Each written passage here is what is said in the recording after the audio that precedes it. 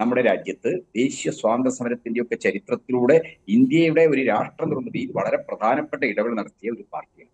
ആ ഒരു പാരമ്പര്യത്തെയാണ് നെഹ്റൂവിയൻ പാരമ്പര്യം നിരക്ക് നമ്മളൊക്കെ അഭിമാനത്തോടെ പിന്തുടരാൻ ശ്രമിക്കുന്നത്.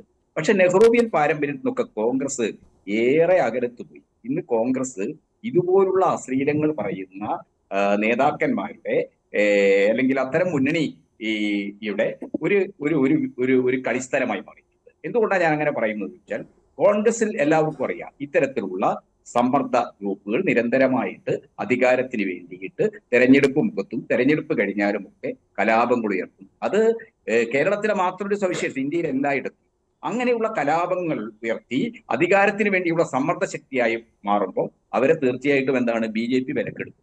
BJP നിങ്ങളെ മുഖ്യമന്ത്രിയാകാൻ പറയും.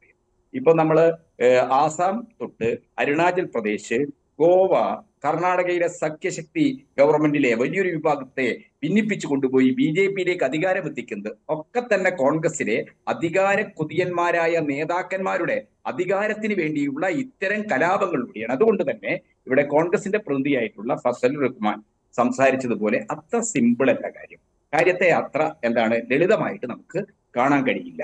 ഇവിടെ സുധാകരനാണ് ഈ ചർച്ചക്ക് തുടക്കം കുറിച്ചതെന്നാണ് ഞാൻ കാണുന്നത്. മറ്റൊരു ടെലിവിഷൻ ചാനലിന്റെ പ്രതിനിധിയുമായിട്ട് അദ്ദേഹം സംസാരിക്കുമ്പോൾ അദ്ദേഹം കൃത്യമായി പറഞ്ഞു, ചോദ്യവും കൃത്യമായിരുന്നു, അദ്ദേഹത്തിന്റെ ഉത്തരവും കൃത്യമായിരുന്നു. ആരായിരിക്കും കേരളത്തിന്റെ മുഖ്യമന്ത്രി ആവേണ്ടത് എന്നത് കാര്യത്തെക്കുറിച്ച് KSന്റെ അഭിപ്രായം എന്താണെന്ന് ചോദിച്ചപ്പോൾ അദ്ദേഹം ഒരു മടിയും മറയുമില്ലാതെ പറഞ്ഞ അത് രമേശ് ചെന്നിത്തലയാണ്. കോൺഗ്രസ്